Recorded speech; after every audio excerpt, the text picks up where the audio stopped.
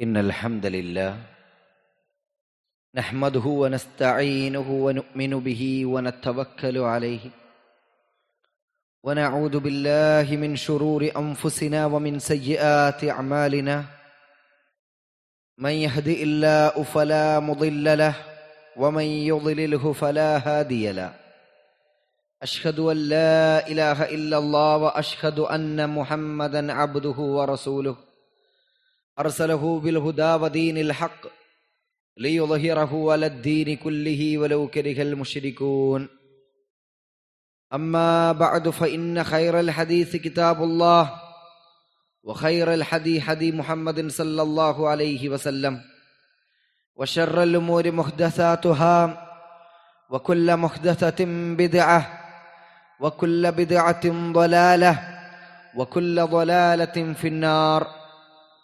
اللهم صل على محمد وعلى آل محمد كما صليت على إبراهيم وعلى آل إبراهيم إنك حميد مجيد.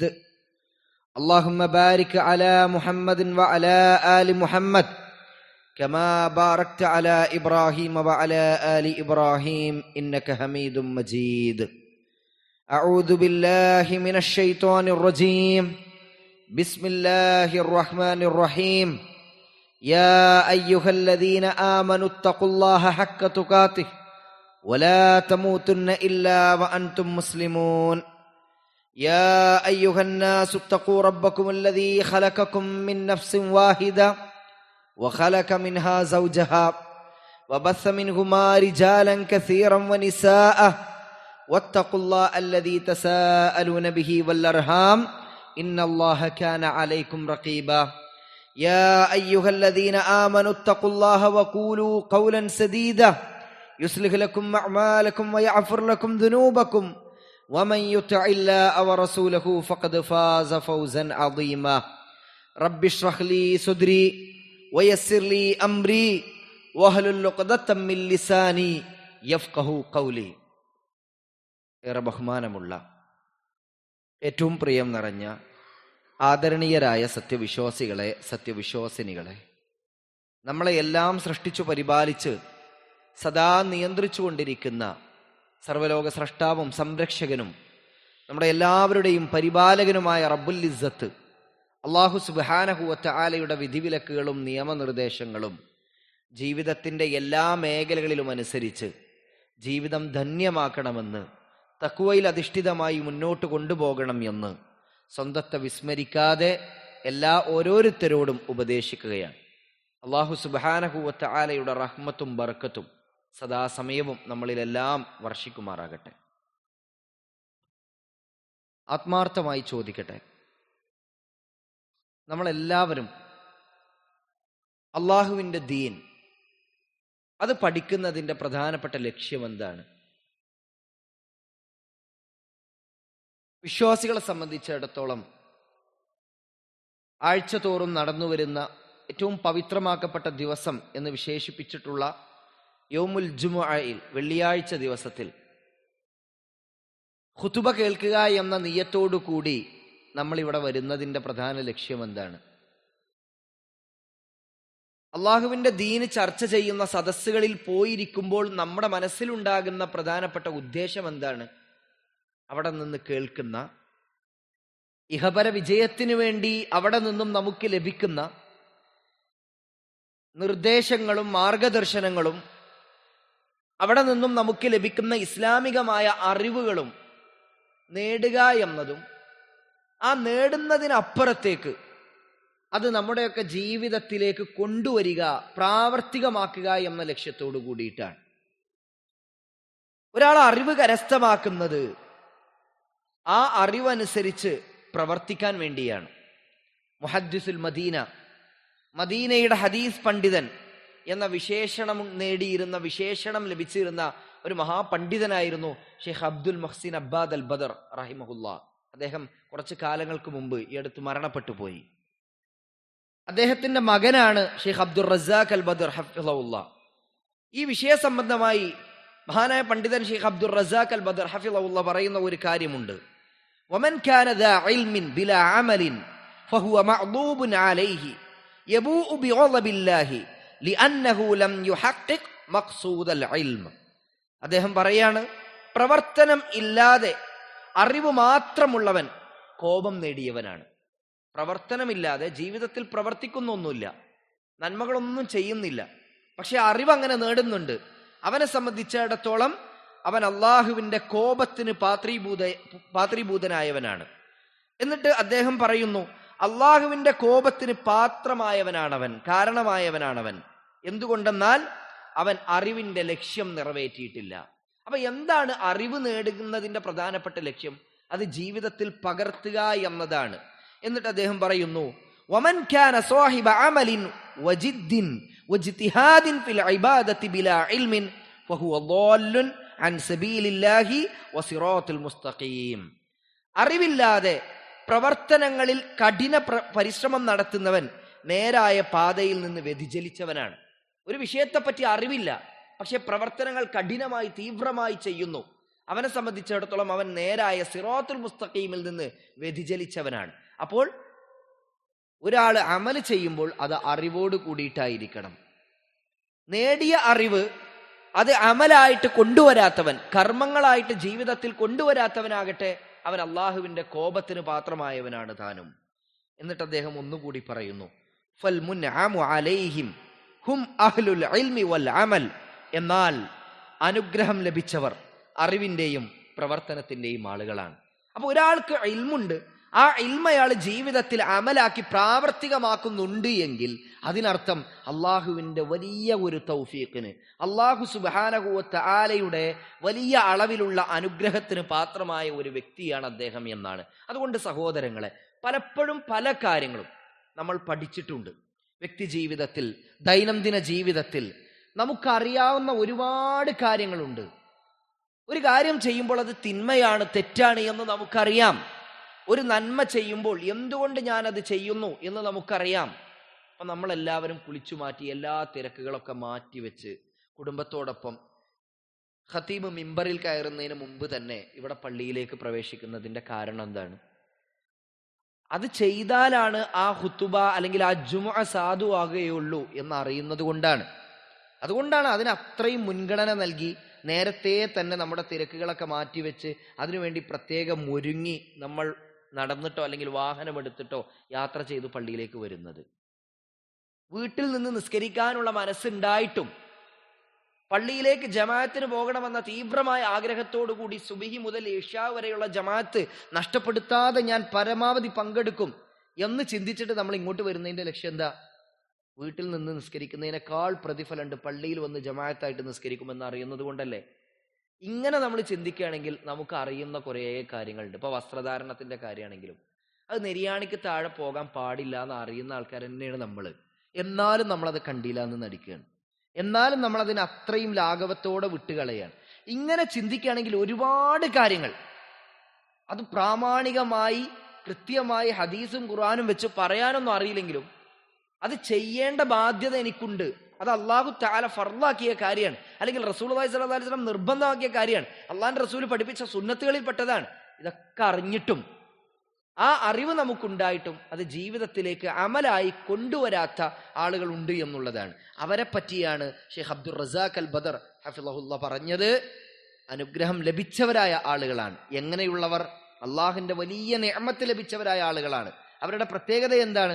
ഇൽമുണ്ടെങ്കിൽ അത് ജീവിതത്തിൽ അമലാക്കും. അതുകൊണ്ടാണ് മഹാനായ പണ്ഡിതൻ മുഹമ്മദ് ബിൻ അബ്ദുൽ വഹാബ് റഹിമഹുല്ലാ അദ്ദേഹത്തിന്റെ ഉസൂലുസ് സലാസ എന്ന് പറയുന്ന ഗ്രന്ഥം എഴുതിയപ്പോൾ അതിൽ ആദ്യം അടിസ്ഥാനപരമായ 4 മസ്അലകൾ, ദീനിന്റെ അടിസ്ഥാന 4 തത്വങ്ങൾ പഠിപ്പിച്ചപ്പോൾ പറഞ്ഞത്, ഒന്നാമത്തെ കാര്യം ഒരു കാര്യത്തെപ്പറ്റി നമുക്ക് അറിവുണ്ടാവുക എന്നതാണ്. രണ്ടാമത്തെ കാര്യം ആ അറിവ് ഉപയോഗിച്ച് ജീവിതത്തിൽ കർമ്മങ്ങൾ ചെയ്യുക എന്നതാണ്. മൂന്നാമത്തെ കാര്യം ആ കർമ്മങ്ങൾ ജനങ്ങളിലേക്ക് എത്തിക്കുക എന്നതാണ്. നാലാമത്തെ കാര്യം അതിലുണ്ടാകുന്ന പരീക്ഷണങ്ങളിൽ ക്ഷമിക്കുക എന്നതാണ്. അപ്പൊ നമ്മളൊന്ന് ചിന്തിച്ചു നോക്കുകയാണെങ്കിൽ നമ്മൾ ഖുർആൻ പഠിക്കുന്നുണ്ട്, ഹദീസ് പഠിക്കുന്നുണ്ട്, ദീന് മനസ്സിലാക്കുന്നുണ്ട്. എത്രത്തോളം എന്ന് ചോദിച്ചാൽ നമ്മൾ ഈ ഖുതുബക്ക് പങ്കെടുക്കുന്നതും അതുപോലെ തന്നെ ജുമുഅക്ക് വരുന്നതും ഇത്തരം ക്ലാസ്സുകൾ നമ്മുടെ നാട്ടിലും പ്രദേശങ്ങളിലൊക്കെ ഉണ്ടാവും, അത് കേൾക്കുന്നതും അതിന് നേരിട്ട് സാക്ഷിയാകുന്നതിൻ്റെ ഒക്കെ ലക്ഷ്യം എന്താ? നമ്മളൊരു പുസ്തകം എടുത്തിട്ട് ആത്മാർത്ഥമായിരുന്നു വായിക്കുന്നതൊക്കെ എന്തിനാണ്? അതിൽ നിന്ന് കിട്ടുന്ന നല്ല നല്ല അറിവുകൾ ജീവിതത്തിലേക്ക് കൊണ്ടുവരണം എന്നുള്ള സതുദ്ദേശത്തോടു കൂടിയിട്ടാണ് എന്ന് നമ്മൾ മനസ്സിലാക്കുക. ഇപ്പൊ ഒരു ഉദാഹരണം പറയാം. നമ്മൾ ഇൽമ് നേടി, അറിവ് നേടി, ഒരു വിഷയത്തിൽ നമുക്ക് കൃത്യമായി അറിവ്, അത് പ്രമാണമാണ്, അത് ഖുർആനിലും ഹദീസിലും അള്ളാഹുവും റസൂലും പറഞ്ഞതാണെന്ന് ബോധ്യപ്പെട്ടു. നമ്മളെ ജീവിതത്തിലുള്ള ഒരു തിന്മ, അത് തിന്മയാണ്, അത് പാടില്ലാത്തതാണ് എന്ന് നമുക്ക് പ്രമാണങ്ങൾ വെച്ച് ബോധ്യപ്പെട്ടു. അങ്ങനെയാണെങ്കിൽ അതനുസരിച്ച് നമ്മൾ പ്രവർത്തിച്ചില്ല എങ്കിൽ ഉണ്ടാകുന്ന അനന്തരഫലം എന്താണ് എന്ന് റസൂലുള്ളാഹി സ്വല്ലല്ലാഹു അലൈഹി വസല്ലം പഠിപ്പിക്കുന്നുണ്ട്. ഖുർആൻ അത് പഠിക്കുകയും എന്നിട്ടത് പ്രാവർത്തികമാക്കാതിരിക്കുകയും ചെയ്താൽ ആ ഖുർആൻ പരലോകത്ത് നമുക്കെതിരായി സാക്ഷി പറയുന്ന അവസ്ഥാവിശേഷം ഉണ്ടാകും. നബി സല്ലല്ലാഹു അലൈഹി വസല്ലം പറഞ്ഞു, വൽ ഖുർആനു ഹുജ്ജത്തുൻ ലക ഔ അലൈക. ഖുർആൻ നിനക്ക് അനുകൂലമോ പ്രതികൂലമോ ആയ തെളിവാണ്. ഖുർആൻ ആത്മാർത്ഥമായി പഠിക്കുകയും അത് ജീവിതത്തിൽ കൊണ്ടു നടക്കുകയും ചെയ്യുന്ന ആളുകളെ സംബന്ധിച്ചിടത്തോളം അവർക്കുള്ള പ്രതിഫലം എന്തായിരിക്കും? ആ ഖുർആൻ നാളെ പരലോകത്ത് നമുക്ക് അനുകൂലമായി സാക്ഷി പറയും. റമദാനിൽ ധാരാളമായി ഖുർആൻ ഓതുന്ന സാഹചര്യം ഉണ്ടെങ്കിൽ ആ ഖുർആൻ നാളെ പരലോകത്ത് അള്ളാന്റെ കോടതിയിൽ വെച്ചിട്ട് പറയും, അള്ളാഹുവേ, അവന്റെ ഉറക്കമൊഴിച്ച് അവൻ എന്നെ എടുത്ത് പാരായണം ചെയ്തിട്ടുണ്ട്, അതുകൊണ്ട് അവന് വേണ്ടി ശുപാർശ പറയാൻ എനിക്ക് അനുവാദം നൽകിയാലും. ഒന്ന് നോക്കൂ നിങ്ങൾ.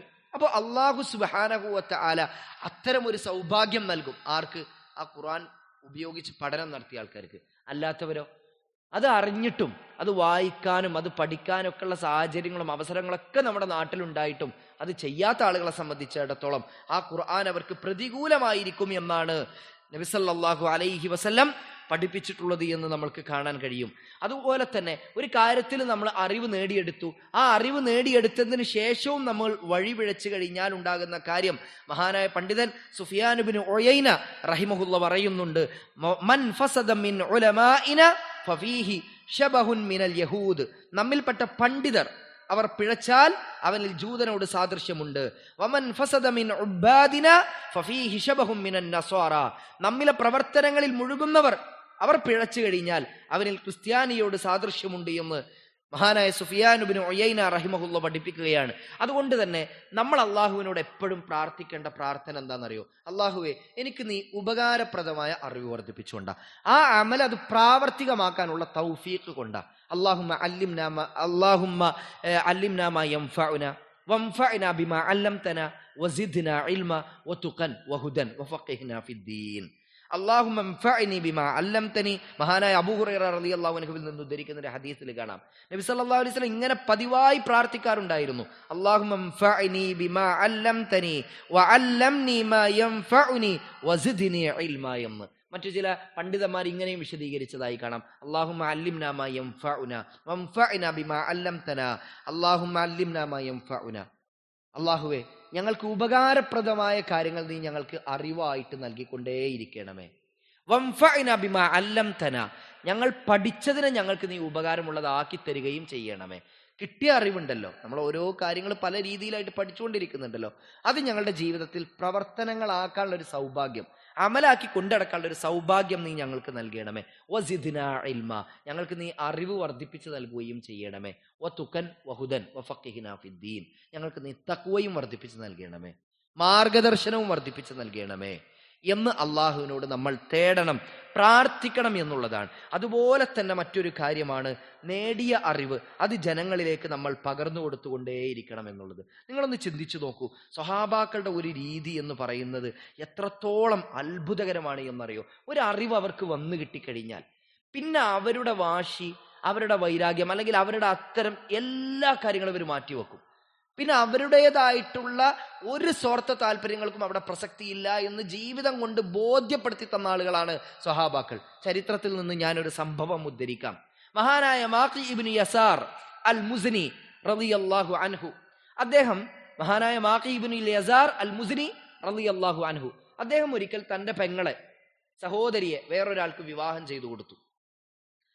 ഈ മഹാനായ മാഖി ഇബ്നുൽ യസാർ അൽ മുസ്നി റളിയല്ലാഹു അൻഹു അദ്ദേഹം നല്ല ആരോഗ്യ ദൃഢഗാത്രനായ ഒരു മനുഷ്യനാണ്, കായികമായിട്ടൊക്കെ നല്ല ശേഷിയുള്ള ഒരാളാണ്. അങ്ങനെ അദ്ദേഹത്തിന്റെ സഹോദരിയെ വേറൊരാൾക്ക് വിവാഹം ചെയ്തു കൊടുത്തു. എന്നിട്ട് ആ വിവാഹബന്ധം കുറച്ചു കഴിഞ്ഞ്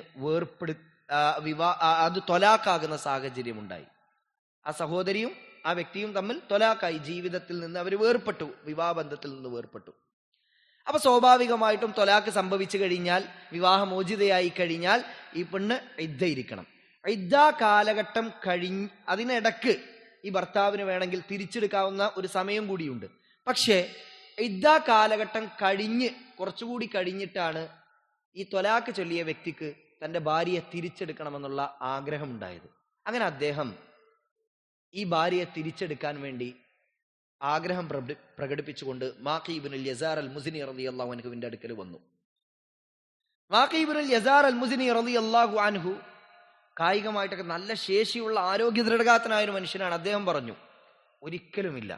എന്നിട്ട് അദ്ദേഹം പറയുകയാണ്, അക്രംതുക് വസവ്വജ്തുക് വഫറജ്തു ലക് സുമ്മ തല്ലഖ്തഹാ ലാ വല്ലാഹി ലാ തഊദു ഇലൈക അബദൻ. അദ്ദേഹം പറയാണ്, അക്രംതുക്, അന്നെ ഞാൻ ആദരിക്കുന്നുണ്ട്, വഫറജ്തു ലക്, അതുകൊണ്ട് തന്നെ നിനക്കുള്ള, വസവ്വജ്തുക്, അതുകൊണ്ട് ഞാൻ എൻ്റെ സഹോദരിയെ നിനക്ക് വിവാഹം കഴിച്ചു തന്നു, വഫറജ്തു ലക്, നിനക്ക് വേണ്ടിയുള്ള കിടപ്പറ സംവിധാനങ്ങളും കാര്യങ്ങളൊക്കെ ഒരുക്കി തന്നു, സുമ്മ ത്വല്ലഖ്തഹാ, പിന്നെ നീ അവളെ ത്വലാക്ക് ചൊല്ലിയില്ലേ, ലാ വല്ലാഹ്, അല്ലാഹു ആണേ സത്യം, ലാ തഊദു ഇലൈക അബദൻ, അവളെ ഞാൻ ഒരിക്കലും നിന്നിലേക്ക് തിരിച്ചയക്കുകയില്ല, നിനക്ക് ഇനി ഞാൻ തിരിച്ചു തരൂല എന്ന്.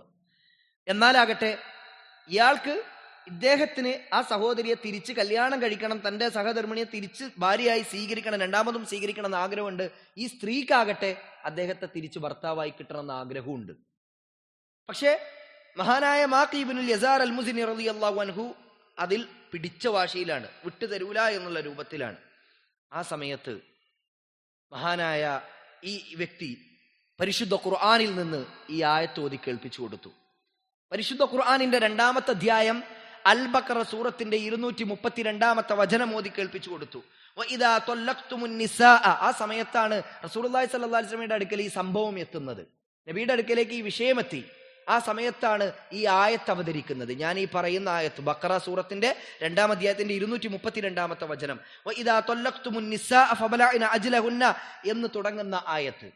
ബഖറ സൂറത്തിന്റെ 232-ാമത്തെ വചനം വായിച്ചാൽ നമുക്ക് കാണാം. അതിന്റെ ആശയം ഇതാണ്: നിങ്ങൾ സ്ത്രീകളെ വിവാഹമോചനം ചെയ്തിട്ട് അവരുമായിട്ട് അവധി പ്രാപിച്ചാൽ അവർ തങ്ങളുടെ ഭർത്താക്കന്മാരുമായി വിവാഹത്തിൽ ഏർപ്പെടാതിരുന്നതിന് നിങ്ങൾ തടസ്സമുണ്ടാക്കാൻ പാടില്ല. അതായത് ഇദ്ദയുടെ കാലഘട്ടം കഴിഞ്ഞിട്ടും അവർക്ക് തിരിച്ചു വരണം എന്ന ആഗ്രഹമുണ്ടെങ്കിൽ നിങ്ങൾ അവരോട് ഒരിക്കലും തടസ്സമുണ്ടാക്കാൻ പാടില്ല. മര്യാദയനുസരിച്ച് അവർ അന്യോന്യം തൃപ്തിപ്പെട്ടിട്ടുണ്ടെങ്കിൽ നിങ്ങളിൽ നിന്ന് അള്ളാഹുവിലും അന്ത്യദിനത്തിലും വിശ്വസിക്കുന്നവർക്കുള്ള ഒരു ഉപദേശമാണിത്. അതാണ് നിങ്ങൾക്ക് ഏറ്റവും ഗുണകരവും സംശുദ്ധവുമായിട്ടുള്ളത്. അള്ളാഹു കാര്യങ്ങൾ അറിയുന്നു, നിങ്ങൾ അറിയുന്നില്ല എന്ന്. ഈ വചനം ഇറങ്ങിയപ്പോൾ മഹാനായ മാഖി ഇബ്നുൽ യസാർ അൽ മുസ്നി റളിയല്ലാഹു അൻഹുവിന് തന്റെ നിലപാട് തെറ്റാണ് എന്ന് ബോധ്യപ്പെട്ടു. ഇത് കേട്ട ഉടനെ തന്നെ അദ്ദേഹം പറഞ്ഞ എന്താണെന്നറിയോ? സമഅൻ ലി റബ്ബി വതആ. അദ്ദേഹം പറയാണ്, ഞാൻ എൻ്റെ റബ്ബിനെ കേട്ടിരിക്കുന്നു, ഞാൻ എൻ്റെ റബ്ബിനെ അനുസരിച്ചിരിക്കുന്നു, എൻ്റെ നിലപാടിൽ ഞാനെടുത്ത സമീപനത്തിൽ തെറ്റുണ്ട്. ഒന്ന് നോക്കൂ നിങ്ങൾ, ഒരു ആയത്തിറങ്ങിയപ്പോഴേക്ക്, ഒരു വചനം ഇറങ്ങിയപ്പോഴേക്ക്, അതായത് സ്വന്തം പെങ്ങളെ കല്യാണം കഴിച്ചു കൊടുത്തിട്ട് കുറച്ച് കാലം കഴിഞ്ഞപ്പോൾ വിവാഹമോചനം നടത്തിയിട്ട് ഇനി ഞാൻ ഒരിക്കലും എൻ്റെ പെങ്ങളെ തിരിച്ചു നിനക്ക് തരൂല എന്നൊക്കെ പറഞ്ഞ് അദ്ദേഹം ആകട്ടെ കായികമായിട്ടൊക്കെ നല്ല ശേഷിയുള്ള നല്ല ആരോഗ്യമുള്ളൊരു മനുഷ്യനും കൂടിയാണ്. ആ സമയത്ത് അള്ളാന്റെ ഒരു വചനം ഇറങ്ങിയപ്പോ എന്റെ നിലപാട് തെറ്റാണ് എന്ന് ബോധ്യപ്പെട്ടപ്പോഴേക്ക് അദ്ദേഹം പറഞ്ഞു, സമഅൻ ലി റബ്ബി, ഞാൻ എൻ്റെ റബ്ബിനെ കേട്ടിരിക്കുന്നു, വതആ, ഞാൻ എൻ്റെ റബ്ബിനെ അനുസരിച്ചിരിക്കുന്നു എന്ന്. ആ സമയത്ത് മഹാനായ മാഖി ഇബ്നുൽ യസാർ അൽ മുസ്നി റളിയല്ലാഹു അൻഹു ഈ സഹോദരനോട്, തന്റെ പെങ്ങളെ കല്യാണം കഴിച്ചു കൊടുത്ത സഹോദരനോട് അവന്റെ അടുക്കൽ പോയിട്ട് പറയാണ്, ഉക്രിമുക്, ഞാൻ നിന്നെ ആദരിക്കുന്നു, വഉസവ്വിജുക്, ഞാൻ അവളെ നിനക്ക് രണ്ടാമതും ഇതാ വിവാഹം ചെയ്തു തരുന്നു, വഉകഫിറു അൻ യമീനി, ഞാൻ അള്ളാഹുവിനോട് പറഞ്ഞിരുന്നു, വല്ലാഹി ഇനി നിന്നിലേക്ക് ഞാൻ അവളെ തിരിച്ചയക്കൂല എന്ന് പറഞ്ഞിരുന്നു, പ്രായശ്ചിത്തം ചെയ്തുകൊണ്ട് ഞാൻ അത് പിൻവലിക്കുന്നു എന്ന്. പ്രായശ്ചിത്തം ചെയ്തുകൊണ്ട് തന്നെ അദ്ദേഹം അതിൽ നിന്ന് പിന്മാറി എന്നുള്ളതാണ്. അപ്പൊ നോക്കൂ നിങ്ങൾ, ചരിത്രത്തിൽ നമുക്ക് കാണാൻ കഴിയുന്നത്, ഒരു അറിവ് വന്നെത്തുമ്പോഴേക്ക്, ഒരു കാര്യം അവർക്ക് ബോധ്യപ്പെടുമ്പോഴേക്ക് അത് തിന്മയാകട്ടെ അത് അതിൽ നിന്ന് മാറ്റിവെക്കാൻ, ജീവിതത്തിൽ നിന്ന് മാറ്റിവെക്കാൻ അവർ തയ്യാറായിരുന്നു. അപ്പൊ സഹോദരങ്ങളെ, നമ്മളൊന്ന് ശരിക്ക് ചിന്തിക്കുകയാണെങ്കിൽ നമുക്ക് ഒരുപാട് കാര്യത്തിൽ നമ്മളും പലതും മനസ്സിലാക്കിയിട്ടുണ്ട്. ഒരു കാര്യം തെറ്റാണെന്നും ഒക്കെ നമ്മൾ അറിവ് കൊണ്ട്, പ്രമാണങ്ങൾ കൊണ്ട് ബോധ്യപ്പെട്ട ഒരു സാഹചര്യമുണ്ട്. ഇതൊക്കെ അറിഞ്ഞിട്ടും നമ്മൾ ഇത്തരം തിന്മകളിൽ നിന്ന് മാറാൻ ഒരുക്കമേ അല്ല എങ്കിൽ നമ്മുടെ അവസ്ഥ മഹാനായ ഷെയ്ഖ് അബ്ദുർ റസാഖ് അൽ ബദർ ഹഫിളഹുല്ലാഹ് പറഞ്ഞ പോലെ തന്നെ അതികഠിനമായിരിക്കും അള്ളാഹുവിന്റെ അടുക്കൽ എന്നുള്ളതാണ്. അതുകൊണ്ട് അള്ളാഹുവിനോട് നമ്മൾ തേടുന്ന തേട്ടം തന്നെ എന്താ? അല്ലാഹുമ്മ അല്ലിംനാ മാ യൻഫഉനാ, ഉപകാരപ്രദമായ കാര്യങ്ങൾ റബ്ബേ ഞങ്ങൾക്ക് ഉപകാരപ്രദമായത് നീ ഞങ്ങൾക്ക് പഠിപ്പിച്ചുകൊണ്ടാ. വൻഫഅനാ ബിമാ അല്ലംതനാ, ഞങ്ങൾ പഠിപ്പിക്കപ്പെട്ട കാര്യങ്ങൾ, ഞങ്ങൾ നേടിയെടുത്ത പഠിച്ചിട്ടുള്ള അറിവൊക്കെ ഞങ്ങൾക്ക് ജീവിതത്തിൽ ഉപകാരമാക്കിക്കൊണ്ടാ. അതായത് ഇൽമ കിട്ടിയിട്ട് ആ ഇൽമ അനുസരിച്ച് ജീവിക്കാൻ പറ്റുക, അത് ജീവിതത്തിൽ അമലാക്കാൻ കഴിയുക എന്ന് പറയുന്നത് ഒരു സൗഭാഗ്യമാണ്. അതെല്ലാവർക്കും പറ്റൂല. ചിലപ്പോൾ നമ്മൾ കുറേ കാര്യങ്ങൾ അവിടുന്ന് ഇവിടുന്ന് ഒക്കെ കേട്ടിട്ടുണ്ടാവും, പഠിച്ചിട്ടൊക്കെ ഉണ്ടാവും. പക്ഷെ അതൊന്നും നമുക്ക് ജീവിതത്തിൽ ഒരു അമലാക്കാൻ കഴിയണില്ലെങ്കിൽ, കർമ്മങ്ങളാക്കാൻ കഴിയണില്ലെങ്കിൽ അതിൻ്റെ അർത്ഥം അള്ളാന്റെ അടുത്ത് നിന്നുള്ള എന്തോ ഒരു സൗഭാഗ്യം നമുക്ക് നഷ്ടപ്പെടുന്നുണ്ട് എന്നാ. അപ്പൊ എത്രത്തോളം അമലുകൾ, സൽക്കർമ്മങ്ങൾ നമുക്ക് ജീവിതത്തിൽ വർദ്ധിപ്പിക്കാൻ പറ്റുന്നുണ്ടോ, ആ സൽക്കർമ്മങ്ങൾ നമ്മൾ ചെയ്യുമ്പോൾ തന്നെ എന്തുകൊണ്ട് ഞാനിത് ചെയ്യുന്നു എന്നുള്ള ബോധ്യം നമുക്കുണ്ടാകണം.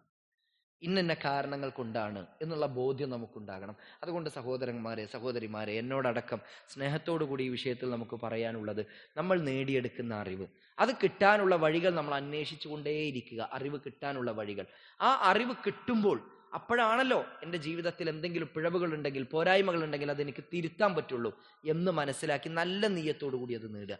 അങ്ങനെ നേടിയെടുത്ത അറിവ് ഉപയോഗിച്ചുകൊണ്ട് ജീവിതത്തിൽ കുറേ അമലുകളും സൽക്കർമ്മങ്ങളും ഒരുപാട് നല്ല കാര്യങ്ങളും വർദ്ധിപ്പിക്കാൻ നമ്മൾ ശ്രമിക്കുക. അതാരും അറിയണമെന്നില്ല, ആരെയും കാണിക്കണമെന്നില്ല, ആരെയും ബോധ്യപ്പെടുത്തണമെന്നില്ല. നമ്മളും റബ്ബും മാത്രമായാൽ മതി.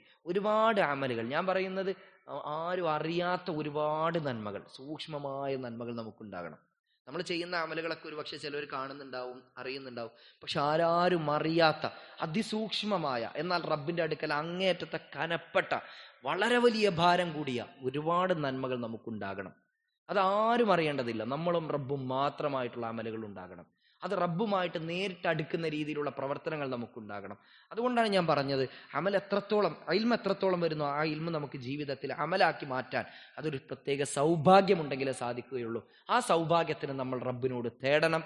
അങ്ങനെ കിട്ടിയ അമൽ പിന്നെ യാതൊന്നും ചിന്തിക്കേണ്ടതില്ല. ഖുർആനും ഹദീസും ആണോ അത് ശരിയാണോ, അത് അല്ലാഹു റസൂൽ എതിർത്തൊരു കാര്യമാണോ, എങ്കിൽ പിന്നെ എൻ്റെ താല്പര്യങ്ങൾക്ക് ഒരു പ്രസക്തിയും അവിടെ ഇല്ല. അത് മാറ്റിവെക്കാൻ ഞാൻ ബാധ്യസ്ഥനാണ്. അള്ളാഹുവിൻ്റെയും അവൻ്റെ റസൂലിൻ്റെയും ദീനിൻ്റെ പാഠങ്ങൾക്ക് മുൻഗണന കൊടുക്കാൻ ഞാൻ തയ്യാറാണ്, സന്നദ്ധനാണെന്ന ബോധ്യത്തോടു കൂടി അത് ജീവിതത്തിലേക്ക് കൊണ്ടുവരാനും തിന്മകളെ മാറ്റിവെക്കാനും നമുക്ക് കഴിയട്ടെ എന്ന് പ്രാർത്ഥിക്കുന്നു.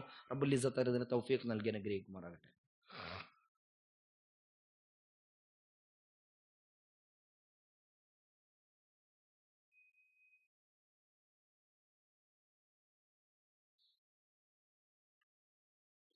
അൽഹംദുലില്ലാഹ്, അസ്സലാത്തു വസ്സലാം അലാ റസൂലില്ലാഹ് വഅലാ ആലിഹി വഅസ്ഹാബിഹി അജ്മഈൻ, അമ്മാ ബഅദ്. അറിവുമായി ബന്ധപ്പെട്ട കാര്യങ്ങളാണ് നമ്മൾ സൂചിപ്പിച്ചത്. ഇൽമ ലഭിക്കുമ്പോൾ തന്നെ, അറിവ് ലഭിക്കുമ്പോൾ തന്നെ നമ്മൾ നേടിയെടുത്ത അറിവ്, അത് എത്ര ചെറുതായിക്കോട്ടെ എത്ര വലുതായിക്കോട്ടെ, അത് ജീവിതത്തിൽ അമലാക്കി കൊണ്ടുവരണം. കർമ്മങ്ങളാക്കി കൊണ്ടുവരുമ്പോൾ മാത്രമാണ് അറിവിൻ്റെ ലക്ഷ്യം സാക്ഷാത്കരിക്കപ്പെടുന്നുള്ളൂ എന്നാണ് നമ്മൾ സൂചിപ്പിച്ചു വന്നത്. അറിവ് എന്ന് പറയുമ്പോൾ ഇസ്ലാം ഇവിടെ പഠിപ്പിക്കുന്നത് നുബുവത്തിന്റെ ഇൽമാണ്. എന്താണ് ഈ നുബുവത്തിന്റെ ഇൽമ്? ഖുർആനും ഹദീസും അതുമായി ബന്ധപ്പെട്ട അനുബന്ധമായ കാര്യങ്ങളാണ്. അതുകൊണ്ട് തന്നെ നമ്മൾ റബ്ബിനോട് തേടുന്നത്, റബ്ബി സിദ്നി ഇൽമ, ഉപകാരപ്രദമായ അറിവ് നൽകണേ എന്ന് പറയുമ്പോൾ ഖബറിൽ ബാക്കിയാകുന്ന അറിവ് എന്നൊക്കെ നബി സല്ലല്ലാഹു അലൈഹി വസല്ലം വിശേഷിപ്പിക്കുമ്പോൾ അതിലൂടെ സൂചിപ്പിക്കുന്ന കാര്യം ഖുർആനും ഹദീസും അതുമായി ബന്ധപ്പെട്ട അറിവുകളെ കുറിച്ചുമാണ്. അതുകൊണ്ട് തന്നെ മുസ്ലിങ്ങൾ എന്ന നിലക്ക്, വിശ്വാസികൾ എന്ന നിലക്ക് നമ്മൾ മറ്റുള്ള ഏതൊരു അറിവിനേക്കാളും, ഭൗതികമായ ഏതറിവിനേക്കാളും എന്തുകൊണ്ടും പ്രാധാന്യം കൊടുക്കേണ്ടത് ദീനിയായ അറിവിന് തന്നെയാണ്. മക്കളെ ഉയർന്ന നിലവാരമുള്ള സ്ഥാപനങ്ങളിലും അതുപോലെ തന്നെ വലിയ വലിയ കോളേജുകളിലും യൂണിവേഴ്സിറ്റികളിലൊക്കെ നമ്മൾ പറഞ്ഞയക്കുമ്പോഴും മക്കളിലേക്ക് സന്നിവേശിപ്പിക്കേണ്ട, അല്ലെങ്കിൽ നമ്മൾ തന്നെ നേടിയിരിക്കേണ്ട ഒരുപാട് പ്രധാനപ്പെട്ട അറിവുകളുണ്ട്. അത് നേടിയതിന് ശേഷമാണ് നമ്മൾ സത്യത്തിൽ മക്കളിലേക്ക് ഇത്തരം ഭൗതികമായ അറിവുകൾ ലഭിക്കുന്ന, അല്ലെങ്കിൽ ഭൗതികമായ പഠനങ്ങളിലേക്ക് അവരെ വ്യാപൃതരാക്കേണ്ടത്. അതുകൊണ്ട് ഈ ഒരു കാര്യം, മതപരമായ ഇൽമ ലഭിക്കുന്ന എല്ലാ അവസരങ്ങളും നമ്മൾ ഉപയോഗപ്പെടുത്തുക. പരിശുദ്ധ ഖുർആനാണ് അതിൻ്റെ ഏറ്റവും അടിസ്ഥാനം എന്ന് പറയുന്നത്. ആ ഖുർആൻ പഠിക്കാനുള്ള അവസരങ്ങൾ നമ്മുടെ മുമ്പിൽ വരുമ്പോൾ അത് കണ്ടില്ല എന്ന് നടിക്കുന്നത് ഖുർആനിനെ അവഗണിക്കുന്നതിന് തുല്യമാണ്.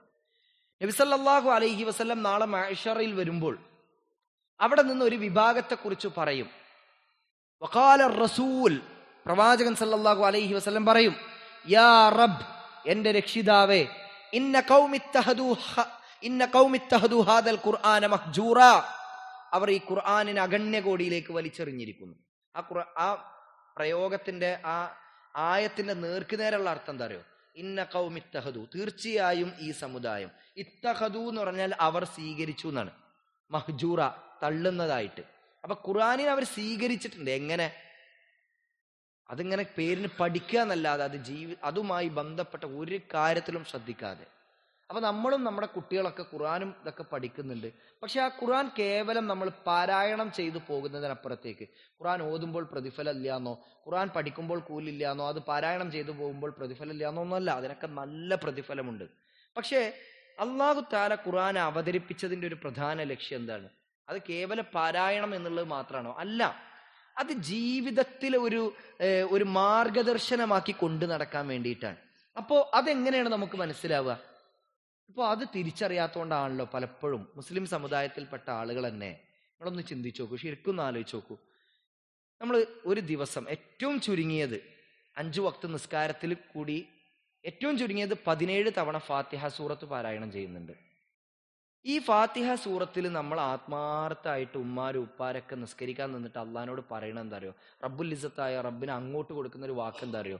ഇയ്യാക നഅ്ബുദു വ ഇയ്യാക നസ്തഈൻ. അള്ളാഹ്, എന്ത് പ്രതിസന്ധി ഉണ്ടായാലും ഏത് ഘട്ടത്തിലാണെങ്കിലും നിന്നെ മാത്രമേ ആരാധിക്കുള്ളൂ കേട്ടോ, നിന്നോട് മാത്രമേ സഹായം തേടുള്ളൂ. അള്ളാഹ്ക്ക് അങ്ങനെ ഒരു വാക്ക് കൊടുത്തിട്ട് ഈ ഓതുന്ന ആയത്തിന്റെ അർത്ഥം എന്താണെന്ന് അറിയില്ലെങ്കിൽ പിന്നെ ഈ കൊടുക്കുന്ന വാക്കിൽ എന്താ അർത്ഥമുള്ളത്? എന്തൊരു അടിസ്ഥാനമാണുള്ളത്? ഇത് പറഞ്ഞിട്ട് പിന്നെ മക്കൾക്കോ കുട്ടികൾക്കോ കുടുംബത്തിലൊരു പ്രശ്നമൊക്കെ വരുമ്പോൾ, ഒരു രോഗം പരീക്ഷണമൊക്കെ വരുമ്പോഴേക്ക് നേരെ അല്ലാത്ത പടപ്പള മുമ്പിൽ പോയിട്ട് തല കുമ്പിടാൻ വേണ്ടി പോവാണ്. ഫാത്തിഹയിലൂടെ തന്നെ അള്ളാഹുവിനോട് നമ്മൾ അങ്ങോട്ട് കൊടുക്കുന്ന വാക്കെന്താ? അള്ളാഹ്, നിന്നെ മാത്രമേ ആരാധിക്കുള്ളൂ, നിന്നോട് മാത്രമേ സഹായം തേടുള്ളൂ. എന്നിട്ട് ഈ അഭൗതികമായ സഹായത്തട്ടം അള്ളാഹു അല്ലാത്ത പടപ്പുകളിലേക്ക് കൊണ്ടുപോയി കൊടുക്കുകയാണ്. നിങ്ങളൊന്ന് ആലോചിച്ച് നോക്കൂ, എത്ര വലിയ തെറ്റാണത്. അതിന്റെ ഗൗരവം മനസ്സിലാകാത്ത എന്തുകൊണ്ടാ? ഫാത്തിഹ സൂറത്തിന്റെ അർത്ഥം പോലും മര്യാദക്ക് അറിയാത്തതുകൊണ്ടാണ്. അതുകൊണ്ടാണ് ഞാൻ പറയുന്നത്, ഖുർആൻ പഠിക്കാൻ എത്ര അവസരം നമ്മുടെ മുമ്പിലുണ്ടോ അതെല്ലാം നമ്മൾ ഉപയോഗപ്പെടുത്തണം. എത്രത്തോളം ഖുർആൻ പഠിക്കുന്നോ അത്രയും നമ്മുടെ ദറജ ഉയരും, അത് ഭൗതിക ലോകത്ത് ഉയരും. നിങ്ങളൊന്ന് ചിന്തിച്ചു നോക്കുക, മഹാനായ ഉമർ ഇബ്നുൽ ഖത്താബ് റളിയല്ലാഹു അൻഹുവിന്റെ കാലത്ത്, അദ്ദേഹം ഭരണം ഏറ്റെടുത്ത് ഭരണാധികാരിയായി പ്രവർത്തിച്ചു കൊണ്ടിരിക്കുന്ന കാലത്ത് നാഫി ഇബ്നു അബ്ദുൽ ഹാരിസ് എന്ന് പറയുന്ന ഒരാളെ മക്കയുടെ ഗവർണർ സ്ഥാനം ഏൽപ്പിച്ചു കൊടുത്തു, നാഫി ഇബ്നു അബ്ദുൽ ഹാരിസെ. എന്നിട്ട് ഉമർ റളിയല്ലാഹു അൻഹു വേറൊരു സ്ഥലത്തേക്ക് പോയ സമയത്ത് അവിടെ വെച്ചിട്ട് വേറൊരു സ്ഥലത്തേക്ക് പോയപ്പോൾ ആ സ്ഥലത്ത് വെച്ചിട്ട് ഈ മക്കയുടെ ഗവർണർ സ്ഥാനം ഏറ്റെടുത്ത നാഫി ഇബ്നു അബ്ദുൽ ഹാരിസയെ അവിടെ വെച്ച് ഉമർ റളിയല്ലാഹു അൻഹു കണ്ടു. അപ്പൊ ഉമർ റളിയല്ലാഹു അൻഹു ചോദിച്ചു, അല്ല നാഫിയ, നിന്നെ ഞാൻ മക്കയുടെ ഗവർണർ സ്ഥാനം ഏൽപ്പിച്ചു കൊടുത്തല്ലേ, നീ എന്താണ് ഇവിടെ? അപ്പൊ അദ്ദേഹം പറഞ്ഞു, ഞാൻ ആ ഭരണം, ആ ഒരു ഉത്തരവാദിത്തം അവിടെ ഇബ്നു അബസ എന്ന് പറയുന്ന ഒരാളെ ഏൽപ്പിച്ചിട്ടുണ്ട്.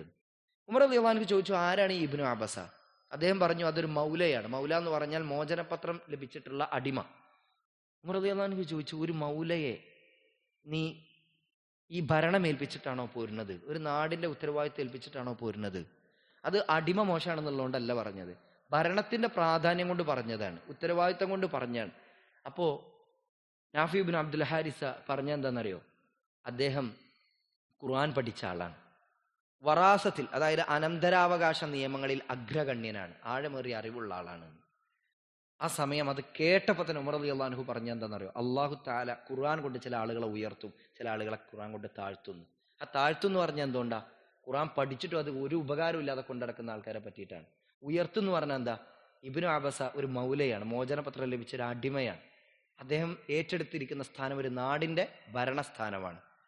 എന്നിട്ടും അത് ഉമർ ഇബ്നുൽ ഖത്താബ് റളിയല്ലാഹു അൻഹു അംഗീകരിച്ചു കൊടുത്തു. എന്താ കാരണം? ഖുർആൻ പഠിച്ചു എന്നുള്ള കാരണത്താൽ, ഇസ്ലാമികമായ വിഷയങ്ങളിൽ അറിവുണ്ട് എന്നുള്ള കാരണത്താൽ.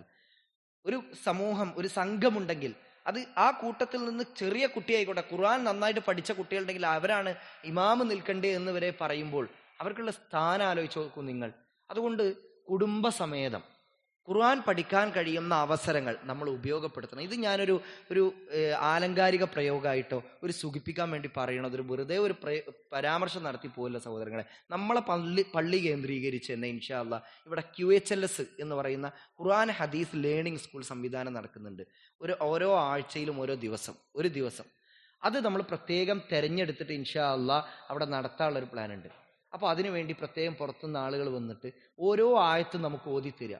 ചില പങ്കെടുത്ത ആളുകൾ ഉണ്ടാകും, ഇല്ലെങ്കിൽ ആദ്യമായി പങ്കെടുക്കണം എന്ന് ആഗ്രഹിക്കുന്നവരുണ്ടാകും. ഓരോ ആയത്തും നമുക്ക് ഓതി തരും, നമ്മളത് ഏറ്റു ചൊല്ലും. അതിൻ്റെ തെജ്വീദ് നിയമങ്ങൾ പഠിപ്പിച്ചു തരും, എങ്ങനെയാണ് ആ ആയത്ത് ഓതേണ്ടത് എന്നുള്ളത്. ആ ആയത്ത് ഇറങ്ങാനുണ്ടായ സാഹചര്യം പറഞ്ഞുതരും, അതിൻ്റെ അർത്ഥം പഠിപ്പിച്ചു തരും. പിന്നെ ആ ആയത്ത് ഇറങ്ങാനുണ്ടായ സാഹചര്യം പറഞ്ഞുതരും. ആ ആയത്തിൽ എന്തൊക്കെ ഉപകാരപ്രദമായ അറിവ് നമുക്കുണ്ട് എന്നുള്ളതും വിശദീകരിച്ചു തരും. നോക്കൂ നിങ്ങൾ, സംഭവം കുറേശ്ശെയായിട്ടാണ് അങ്ങനെ പോവുക. പക്ഷേ അത് നമ്മുടെ ജീവിതത്തിൽ ഒരുപാട് ഉപകാരം ചെയ്യും. ഇന്നേ വരെ കേട്ടിട്ടില്ലാത്ത ഒരുപാട് നല്ല കാര്യങ്ങൾ നമുക്ക് ഖുർആനിന്റെ തഫ്സീറുകളിലൂടെ ഇറങ്ങി ചെല്ലുമ്പോൾ കാണാൻ കഴിയും. അള്ളാഹ് ചോദിച്ചൊരു ചോദ്യമുണ്ട്, അഫലാ യതദബ്ബറൂനൽ ഖുർആൻ, നിങ്ങൾ എന്താണ് ഈ ഖുർആനെ പറ്റി ചിന്തിക്കാത്തത്? അം അലാ ഖുലൂബിൻ അഖ്ഫാലുഹാ, നിങ്ങളെ ഹൃദയങ്ങൾക്ക് പൂട്ടിട്ട് വെച്ചിരിക്കുകയാണോ എന്ന്. ഇത് ഞാൻ പറഞ്ഞപ്പോൾ തന്നെ ചിലർ ചിന്തിക്കുന്നുണ്ടാവും, ഞാനിപ്പോൾ ഈ കുറേ പ്രായമായില്ലേ, എനിക്കിനിപ്പോൾ ഇതൊന്നും പഠിച്ചാൽ തലേ കയറൂല, എനിക്കിതൊന്നും ഓർമ്മയിൽ നിൽക്കൂല എന്നൊക്കെ വെറുതെയാണ് സഹോദരങ്ങളെ, വെറുതെ തോന്നുകയാണ്. ഖുർആനിൽ ഒരൊറ്റ സൂറത്തിൽ 4 ആയത്തിൽ, ഒരു സൂറത്തിലെ 4 തവണ അള്ളാഹു ആവർത്തിച്ചു പറഞ്ഞൊരു കാര്യം എന്താണെന്നറിയോ? വലഖദ് യസ്സർനൽ ഖുർആന ലിദ്ദിക്രി ഫഹൽ മിൻ മുദ്ദക്കിർ. ചിന്തിക്കുന്നവർക്കും പഠിക്കുന്നവർക്കും വേണ്ടി അള്ളാഹു ഈ ഖുർആനെ എളുപ്പാക്കിയിട്ടുണ്ട്. നിങ്ങളെ കൂട്ടത്തിൽ നിന്ന് ചിന്തിക്കുന്നവരുണ്ടോ എന്ന്. 54-ാമത്തെ അധ്യായം, 54-ാമത്തെ സൂറത്ത് ഖമർ, 17-ാമത്തെ ആയത്ത്, 22-ാമത്തെ ആയത്ത്, 32-ാമത്തെ ആയത്ത്, 40-ാമത്തെ ആയത്ത്. ഒരു സൂറത്തിൽ 4 തവണയാണ് അള്ളാഹു താല ഈ കാര്യം പറഞ്ഞു. അതുകൊണ്ട് നമ്മുടെ മുമ്പിൽ കിട്ടുന്ന അവസരത്തെ കണ്ടില്ല എന്ന് നടിച്ചാൽ ഇതിന്റെ പേരിൽ ഉറപ്പായിട്ട് നാളെ പരലോകത്ത് നമ്മൾ മറുപടി പറയേണ്ടി വരും. ഖുർആൻ അള്ളാഹു താല നമുക്ക് ഇറക്കി തന്നത് അത് കേവല പാരായണത്തിന് വേണ്ടി മാത്രമല്ല, അത് കൊണ്ടടക്കാൻ, നമ്മുടെ ജീവിതത്തിൽ ഒരു ലൈഫ് സ്റ്റൈലാക്കി മാറ്റാൻ വേണ്ടിയിട്ടാണ്, നമ്മളെ ജീവിതത്തിന്റെ സംസ്കാരത്തിന്റെ ഭാഗമാക്കി കൊണ്ടടക്കാൻ വേണ്ടിയിട്ടാണ്. അതുകൊണ്ട് എല്ലാവർക്കും സൗകര്യം ഒരുക്കിയിട്ട് തന്നെ നമ്മുടെ പള്ളി കേന്ദ്രീകരിച്ച് നടക്കുന്ന ഇത്തരം QHLS സംവിധാനത്തിൽ ഖുർആനും ആ ഖുർആനിന്റെ വിശദീകരണമായ ഹദീസും പൂർവികരായ സലഫുകൾ ആദ്യത്തെ 3 തലമുറ അവരെങ്ങനെ മനസ്സിലാക്കിയെന്ന് മനസ്സിലാക്കിയാലാണ് നമുക്ക് നേർമാർഗത്തിൽ സഞ്ചരിക്കാൻ പറ്റുക. അപ്പോഴാണ് ഒരു വിഷയം വരുമ്പോൾ അത് ഖുർആൻ കൊണ്ട് ഇങ്ങനെയാണ് മനസ്സിലാക്കുക, ഒരു ഹദീസ് വരുമ്പോൾ അത് ഈ വിഷയമാണ് ഇതിലുള്ളതിലെ എന്ന് പ്രാമാണികമായിട്ട് നമുക്ക് തിരിച്ചറിയാൻ പറ്റുക. അള്ളാഹിന്റെ ദീന് കൃത്യമായി പഠിക്കാനും പഠിക്കുന്ന ദീന് ജീവിതത്തിലേക്ക് കൊണ്ടുവരാനും അത് ജീവിതത്തിൽ കൊണ്ടു നടന്നിട്ട് ജനങ്ങളിലേക്ക് അത് പകർന്നു നൽകാനും, അങ്ങനെ പകർന്നു നൽകുമ്പോൾ, ദീൻ ജനങ്ങളിലേക്ക് എത്തിച്ചു കൊടുക്കുമ്പോൾ, അറിവ് പകർന്നു നൽകുമ്പോൾ ഉണ്ടാകുന്ന പരീക്ഷണങ്ങളിൽ ക്ഷമിക്കാനുമുള്ള അപാരമായ തൗഫീഖ് അല്ലാഹു സുബ്ഹാനഹു വ തആല നമുക്ക് എല്ലാവർക്കും നൽകി അനുഗ്രഹിക്കുമാറാകട്ടെ. നമ്മളിൽ നിന്ന് വന്നുപോയ ചെറുതും വലുതുമായി, രഹസ്യമായും പരസ്യമായും, അറിഞ്ഞും അറിയാതെയുമായിട്ട് നമ്മൾ ചെയ്തു കൂട്ടിയിട്ടുള്ള എല്ലാ പാപങ്ങളും അല്ലാഹു സുബ്ഹാനഹു വ തആല നമുക്ക് പുറത്തു മാപ്പാക്കി തരുമാറാകട്ടെ. ഇസ്തിഗ്ഫാർ ചെയ്യാൻ, അത് വർദ്ധിപ്പിക്കാൻ, തൗബ അധികരിപ്പിക്കാനുള്ള ഒരു മഹാസൗഭാഗ്യം, തൗഫീഖ് അള്ളാഹു നമുക്ക് എല്ലാവർക്കും നൽകി അനുഗ്രഹിക്കുമാറാകട്ടെ. നമ്മളിൽ നിന്ന് മരണപ്പെട്ടു പോയവരുടെ ഖബറിടം അല്ലാഹു സുബ്ഹാനഹു വ തആല വിശാലമാക്കി അവർക്കും നമുക്കുമൊക്കെ ജന്നാത്തുൽ ഫിർദൗസ് പകരമായി നൽകി അനുഗ്രഹിക്കുമാറാകട്ടെ. രോഗം കൊണ്ടും അസുഖങ്ങൾ കൊണ്ടും പട്ടിണി കൊണ്ടും ഒക്കെ ബുദ്ധിമുട്ടുന്ന ഒരുപാട് പേര് നമ്മുടെ കൂട്ടത്തിലുണ്ട്. അവരുടെ രോഗം, അസുഖങ്ങൾ, അതുപോലെ തന്നെ വീട്ടിലുള്ള പട്ടിണി, ദാരിദ്ര്യം, പ്രയാസമൊക്കെ അല്ലാഹു തആല ദൂരീകരിച്ചു കൊടുക്കുമാറാകട്ടെ. കടം കൊണ്ട് പ്രയാസപ്പെടുന്നവരുടെ കടം അല്ലാഹു തആല എത്രയും പെട്ടെന്ന് വീട്ടാനുള്ള തൗഫീഖ് നൽകട്ടെ. മരിച്ചു പോകുമ്പോൾ ഒരു 10 പൈസ പോലും കടമില്ലാതെ മരിച്ചു പോകാനുള്ള മഹാസൗഭാഗ്യം അല്ലാഹു നമുക്ക് എല്ലാവർക്കും നൽകി അനുഗ്രഹിക്കുമാറാകട്ടെ. ഫിലസ്തീനിൽ പീഡനങ്ങളും ബുദ്ധിമുട്ടുകളും അനുഭവിച്ചു കൊണ്ടിരിക്കുന്ന നമ്മുടെ സഹോദരങ്ങൾ അല്ലാഹു സുബ്ഹാനഹു വ തആല അവർക്ക് ഇതിനു പകരമായി ജന്നാത്തുൽ ഫിർദൗസ് നൽകി അനുഗ്രഹിക്കട്ടെ. ആ മണ്ണിൽ നിർഭയത്വത്തോടു കൂടി തന്നെ അതിജീവിക്കാനുള്ള ഒരു തൗഫീഖ് അല്ലാഹു അവർക്ക് നൽകി അനുഗ്രഹിക്കുമാറാകട്ടെ. അല്ലാഹുമ്മ അജിർനാ മിനന്നാർ, اللهم اجرنا من النار، اللهم اجرنا من النار. اللهم اعز الاسلام والمسلمين واذل الشرك والمشركين. ربنا اصرف عنا عذاب جهنم ان عذابها كان غراما انها ساءت مستقرا ومقاما. ربنا هب لنا من ازواجنا وذرياتنا قرة اعين واجعلنا للمتقين اماما. رب ارحمهما كما ربياني صغيرا. ربنا آتنا في الدنيا حسنة وفي الآخرة حسنة وقنا عذاب النار. ربنا تقبل منا إنك أنت السميع العليم وتب علينا إنك أنت التواب الرحيم. آمين آمين آمين برحمتك يا أرحم الراحمين والحمد لله رب العالمين.